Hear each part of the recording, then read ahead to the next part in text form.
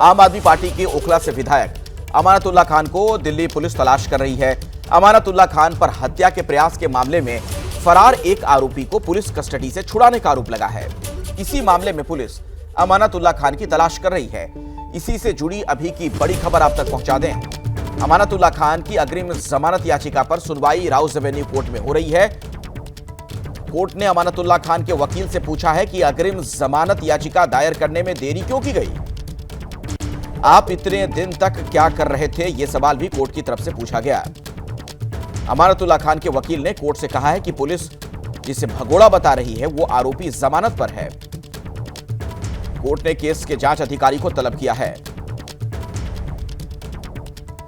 मेरे साथ अंकित गुप्ता जुड़ गए हैं, मेरे सहयोगी। अंकित, क्या खबर और मिल रही है आपको कोर्ट से?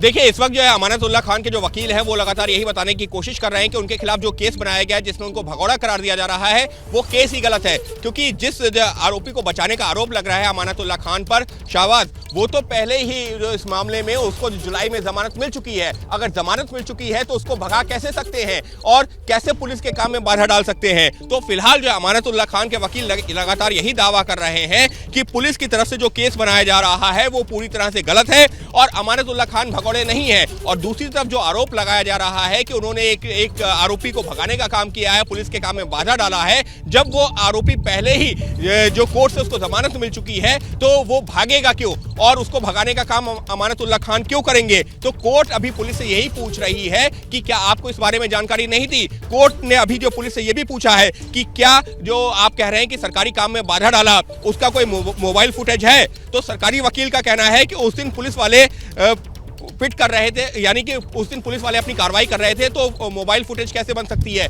तो एक तरह से आरोप प्रत्यारोप का जो है, यानी कि जो बचाव पक्ष है वो लगातार यही कह रहा है कि इस मामले में अमानतुल्लाह खान को फंसाया जा रहा है, गलत तरीके से उनको भगौड़ा बताया जा रहा है और पुलिस ये कह रही है कि उन्होंने सरकारी काम में बाधा डाला। तो फिलहाल कोर्ट में दोनों ही पक्षों की दलीलें जारी हैं और अमानतुल्लाह खान लगातार यही बात कर रहे हैं, उनके वकील यही बात कर रहे हैं कि उन्होंने पुलिस जो आरोप लगा रही है वैसा कोई काम किया ही नहीं, क्योंकि जो आरोपी जिसकी मदद करने का आरोप है वो तो पहले से ही जमानत पर बाहर है। जी अंकित, कोर्ट ने यह भी पूछा है कि आप इतनी देरी से अदालत में क्यों आए, यह सवाल भी पूछा गया है। क्या इससे अमानतुल्लाह खान की मंशा को सवालों के घेरे में लाया गया है?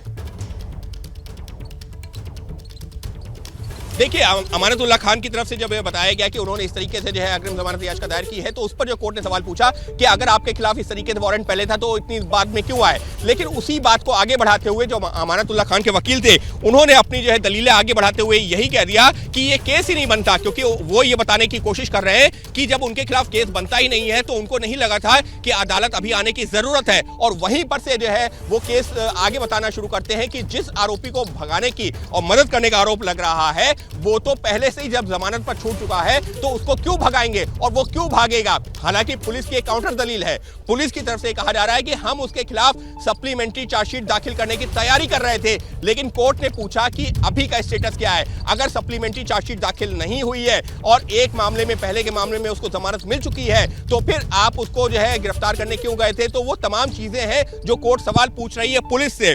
लेकिन अभी का क्या स्टेटस है जो कोर्ट ने सवाल पूछा है? अभी केस का रिकॉर्ड पूरा मेरे पास नहीं आया है जिससे शावेज के स्टेटस को लेकर मेरे पास सामने स्पष्टता हो। यानी कि जो शावेज है जिसको लेकर के लगातार अमानतुल्लाह खान के वकील ये कह रहे हैं कि जिसको भगाने का आरोप लग रहा है वो तो पहले ही जमानत पर बाहर है। तो अभी कोर्ट की जो टिप्पणी है वो ये कहती है कि अभी इससे केस से जुड़ा हुआ पूरा रिकॉर्ड हमारे पास में नहीं आया है, जिससे कि ये पता चल सके कि शावेज का जो लीगल स्टेटस है वो है क्या वो वाकई में जमानत पर बाहर है, किसी केस में एक बात और क्या है। तो अभी कोर्ट का सवाल एक बात और बताइए जरा, क्योंकि कोर्ट से जुड़ी खबरें आप लंबे वक्त से कवर कर रहे हैं, जिस तरीके का ये मामला है इसमें आपको लग रहा है कि अमानतुल्लाह खान की फौरन कोई मुश्किल बढ़ने वाली है?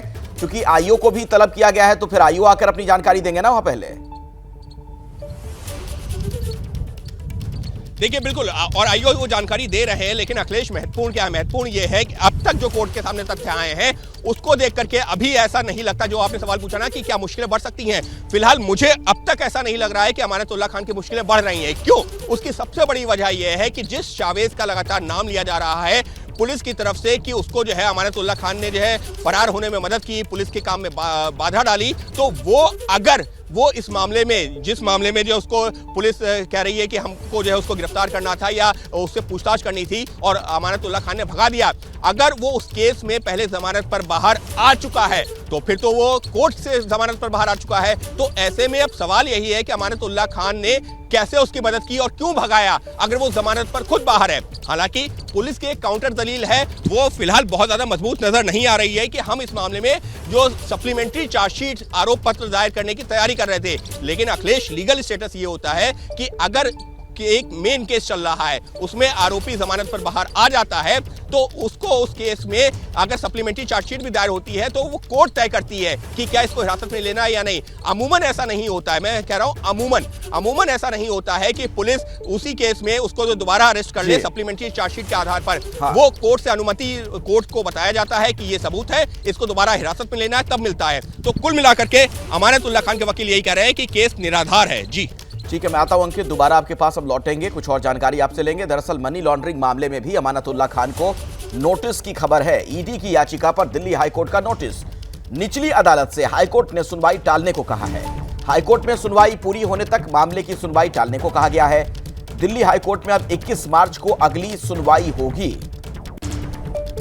तो अभी की एक और बड़ी खबर आपको बता दें, दरअसल अमानतुल्लाह खान को नोटिस की सूचना है। ईडी की याचिका पर दिल्ली हाईकोर्ट का यह नोटिस है।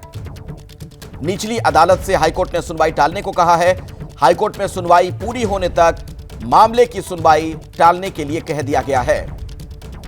और जो जानकारी मिल रही है उसके मुताबिक दिल्ली हाईकोर्ट में अब 21 मार्च को अगली सुनवाई होनी है। मनी लॉन्ड्रिंग वाला जो मामला है, ईडी की याचिका पर अब दिल्ली हाईकोर्ट का यह नोटिस सामने आया है और जो निचली अदालत है उसे कहा गया है कि फिलहाल आप सुनवाई को टाल दें।